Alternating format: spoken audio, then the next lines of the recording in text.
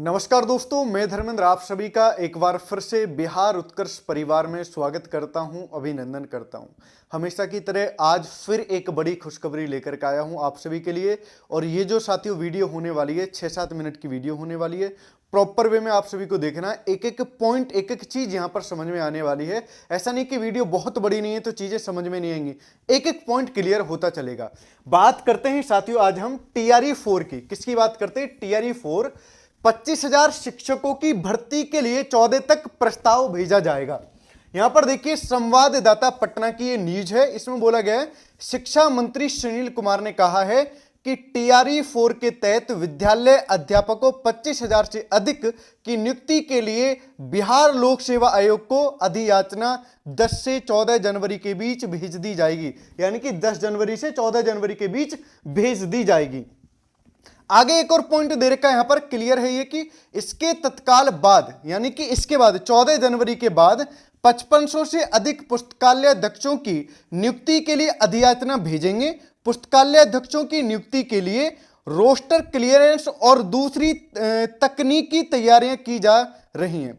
जब दोस्तों भर्ती कोई भी आती है, रोस्टर क्लियरेंस जब हो जाता है तो उसके बाद ही भर्ती आती है, यानी कि क्लियर बात है कि अब ये भर्ती आने वाली है।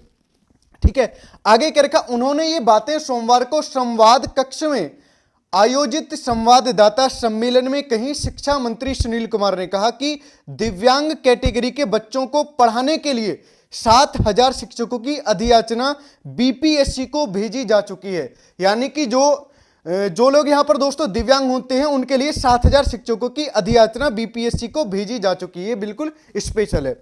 विश्वविद्यालयों की अंगीभूत कॉलेजों में शिक्षकों की कमी को पूरा करने कुलपतियों से कहा गया है कि वह इस मामले में तत्काल अतिथि शिक्षकों की नियुक्ति करें। साथ ही कुलपतियों के स्थानीय नियुक्तियों के लिए रिक्तियां मांगी गई हैं। स्कूलों में आधारभूत संरचना से जुड़ी कमियों की पूर्ति के लिए 2,500 करोड़ का फंड सुरक्षित रखा गया। यानी कि इसके लिए फंड भी क्लियर कर दिया गया 2,500 करोड़ रुपए का।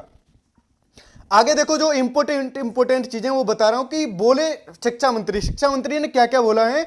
7 निश्चय 3 के तहत राज्य के पुराने शिक्षण संस्थानों को सेंटर ऑफ एक्सीलेंस बनाएंगे, एजुकेशन सिटी बनाएंगे।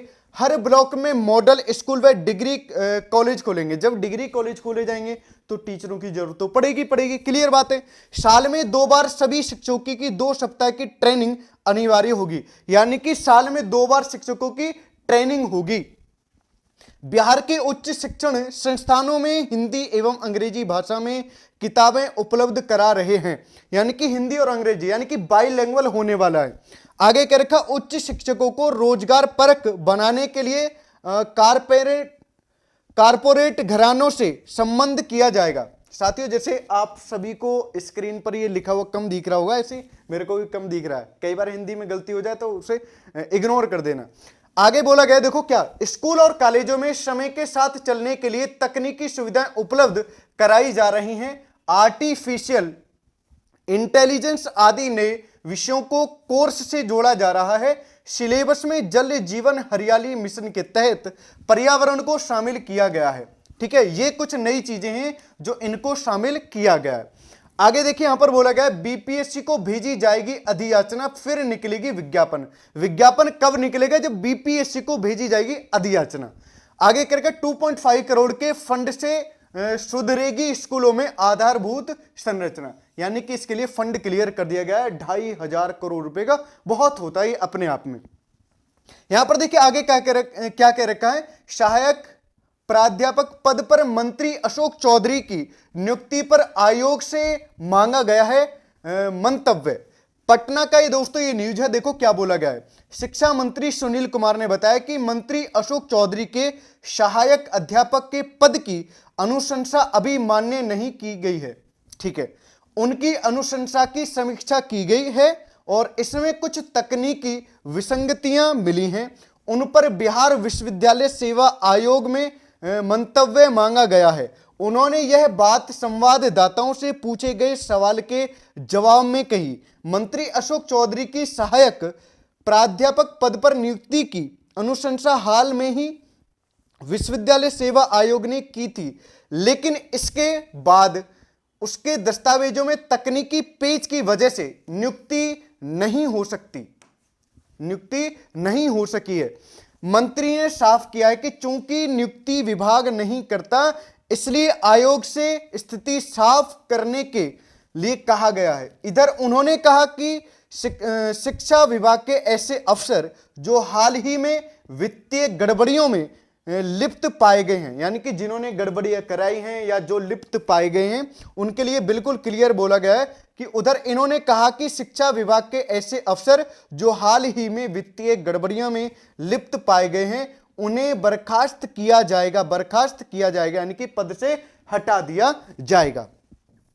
आगे बोला गया, इसमें किशनगंज और पश्चिम चंपारण बेतिया के डीईओ, तिरहुत के आरडीडी आदि शामिल हैं। उन्होंने कहा कि किसी अन्य को भी बख्शा नहीं जाएगा, यानी कि कोई भी गलत काम करेगा उसको बिल्कुल भी बख्शा नहीं जाएगा।